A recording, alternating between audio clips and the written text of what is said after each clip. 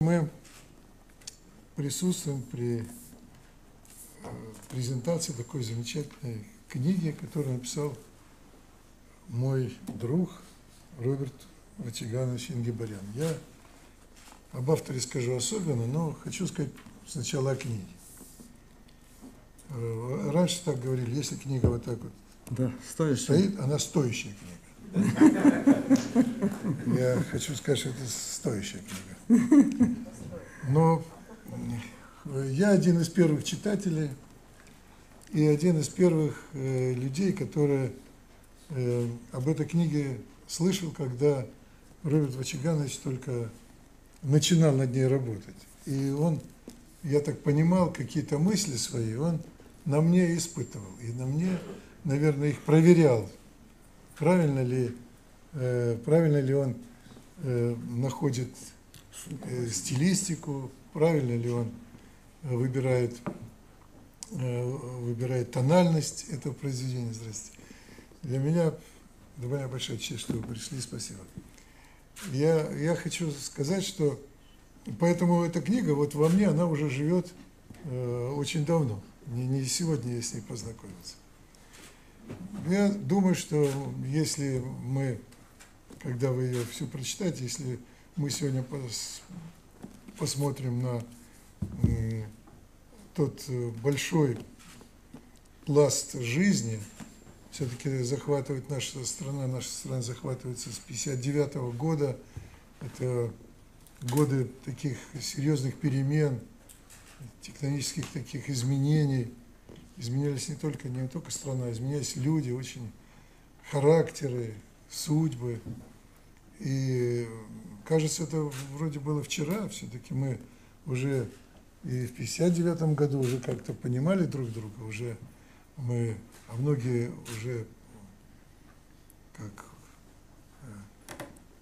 все наши, Георгий Арташесович, Тергазарянц уже огромный вклад вносил в работу своей республики Армении, уже был знаменитым человеком.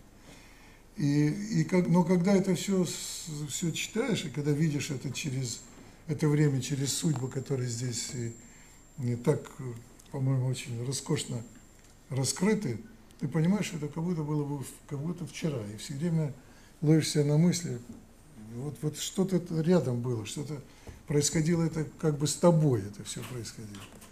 А на самом деле это происходило, наверное, с каждым из нас, и прежде всего это происходило со страной. Мне думается, что главная идея книги – это невозможность выбора человека, своего пути, своей судьбы, своего предназначения, а тот выбор, который перед ним всегда ставят обстоятельства. И каждый человек волен поступить, как он хочет. Сделать верный шаг, может быть, или неверный, а он считает, что это верный шаг. Но такой большой по жизни выбор своей собственной судьбы – это, по-моему, привилегия людей, которые очень правильно были воспитаны, очень правильно понимали свою жизнь, очень были верными друзьями и очень правильно шли по жизни. И вот если так, то тогда и выбор будет очень верный, точный, может быть, не всегда приносящий тебе какие-то плоды, а может быть наоборот. Любое сочинение, уходящее из-под пера Роберта Вачигановича, это всегда сочинение очень интересно. Будь то это серьезная книга, или публикация в газете, или выступление перед коллегами. И это свидетельство того, что человек творческий. И не просто творческий, человек с очень сильным характером. Но должен прямо сказать, что я, как те известные читатели Солженицына, всю книгу не прочитал, поскольку он мне такое вчера подарил. Я приехал в воскресенье из командировки вечером. Но я сумел прочитал введение, и некоторые кусочки из глав. И должен сказать, что где не откроешь эту книгу, везде вообще виден ваш характер, Роберт Очаган. И даже немножечко я чувствую, хоть написано, это все, естественно, по-русски, хорошим русским языком. Чувствую даже вот присущий вам такой акцент с такой категоричностью и иногда жесткостью. Вот что стоит одна сцена в кафе «Лира» после приезда в Москву на стажировку в прокуратуру. Это действительно, во-первых, интересно и похоже даже, я бы сказал, на такой приключенческий роман, а с другой стороны это волнует, потому что видно, что это написано, столько лет прошло, а этот эпизод настолько врезался в память, что он и сегодня волнует не только вас, но даже читателя, к которому обращена эта книга. И мне кажется, что действительно это летопись поколения. Причем, может быть, поколение, которое я меньше знаю не потому, что я чуть-чуть моложе, а потому что все-таки эта книга написана человеком, который приехал в Москву, и приехал в Москву из Армении, не просто из какого-то даже российского города, а приехал из Армении, где действительно есть и свои традиции, и свое понимание окружающего мира, и свое детство, которое отличалось от детства московской, положим, детворы. Я не могу сказать в худшую или в лучшую сторону, но отличалось. И поэтому восприятие вот московской жизни, восприятие внешнего мира, оно не то, что отличается с точки зрения оценок, какого-то эстетического восприятия, но оно совершенно другими глазами виденное. И это очень здорово, потому что это обогащает и наше представление, наше видение жизни, которую мы прожили, ну, практически вместе в одно время, и, так сказать, и мужая, и приобретая там достоинства, наверное, и недостатки, естественно, которые с годами приходят. И вместе с тем получает там звания какие-то, регалии ученые. И за это спасибо, действительно, я знал, что Роберт человек песучий, потому что он напишет такой роман тяжелый, в смысле веса, и такой увлекательный в смысле чтения, я, откровенно говоря, не предполагал. Он меня давно уже интриговал, говорит, ну у меня тут выйдет одна книжка, не оторвешься, будешь читать. Ну, я думал, так немножечко шутит. Но вот должен сказать, что даже сейчас в машине, когда ехал, ну, теперь ехать долго, поскольку проехать-то сложновато, то, значит, стремительно пытался наверстать упущенное, то, что не успел вчера вечером посмотреть. И действительно это интересно. Я советую всем не только взять эту книгу, но знаете, как говорил один мой знакомый, что автор замечательный тем, что он не только пишет книги, но он их и читает, свои книги. Так вот, я советую всем не только взять эту книгу сегодня, но и потом ее прочитать. Уверен, что, как и я, вы получите удовольствие, а я предвкушаю удовольствие, которое я получу после прочитанной главы о встрече в Лире и о ваших походах в театре, в музее вместе с двумя прекрасными девушками. Так что я Роберта Очагановича сердечно поздравляю.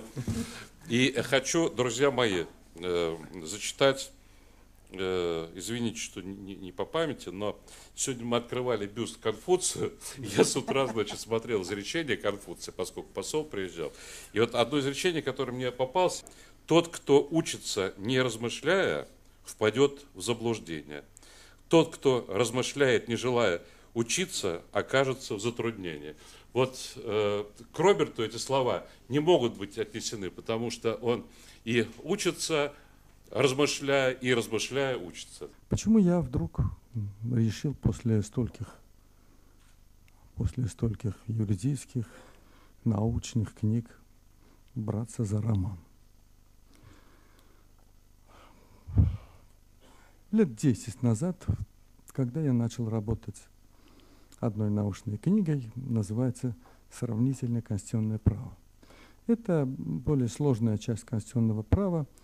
На основе 40 различных конституций мира я начал писать вот эту книгу «Сравнительное конституционное право». Это издание выдержало нескольких публикаций. Книга состоит из 2 частей. Первый – это выбор. Выбор стоит в любой момент, любое время перед человеком.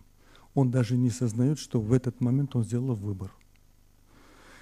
Насколько этот выбор удачный, этот выбор сопровождает нас всю жизнь. То, что даю в книге, очень большое значение имеет для нации, народа и личное для человека первое и главное – время, когда рождается человек, в каком обществе, культурный ареал, то есть пространство, где он рождается, его национальность, которая более второстепенна, чем его гражданство. Книга состоит, во-первых, это из нескольких составляющих. Это автор, само собой, это издатель Ольга Константиновна Павлова, главный редактор или директор называется, да, и то, и другое, известного нашего издательства, научного издательства «Норма». Она сама остепененный ученый, специалист по административному праву, долгие годы возглавляет это издательство. Я хотела бы сказать, что Роберт Вачиганович очень известный юрист, он доктор юридических наук, профессор, заслуженный деятель науки. И в качестве юриста и профессора он не раз и не два был автором книг, которые мое издательство издавало. Среди них были учебники, монографии, была прекрасная книга «Конституционное развитие в современном мире», которая не только свидетельствует о высочайшем профессиональном уровне автора, я имею в виду уровень юридический, но и о широком гуманитарном взгляде. И совершенно недавно Роберт Вачиганович меня удивил, очень сильно удивил, позвонив и сказав, что он написал роман. Надо сказать, что издательство «Наши» романов никогда не издавало. У нас научное издательство, мы издаем научную, учебную, деловую литературу. Поэтому я скептически сначала отнеслась к этой информации. Из уважения к автору, из любопытства я сказала, что хорошо, я посмотрю, и мы подумаем, что с этим можно сделать. Я начала смотреть, потом читать, потом увлеклась, потом прочитала внимательно до конца. Я хочу сказать, что кроме широкого общественно-политического контекста, кроме политической информации и философской подоплеки романа, в нем, безусловно, привлекает то, что это хорошая, интересная для чтения, приятная литература. Там есть живой сюжет, там есть обаятельный главный герой, молодой человек, который ищет свой путь в жизни и делает свой выбор. Там есть совершенно выпуклые характеры его друзей и родственников. Там есть любовь к родине, там есть живые диалоги. Я думаю, что все, кто книжку прочитает, а я всем советовала это сделать, до кого она дойдет, кому она попадет в руки, все найдут в ней для себя свой интерес и ответы на какие-то свои вопросы. Я думаю, что эта книга такая необычная и неожиданная, на мой взгляд, для такого серьезного человека, как Роберт Вачиганович, она является его безусловной творческой удачей.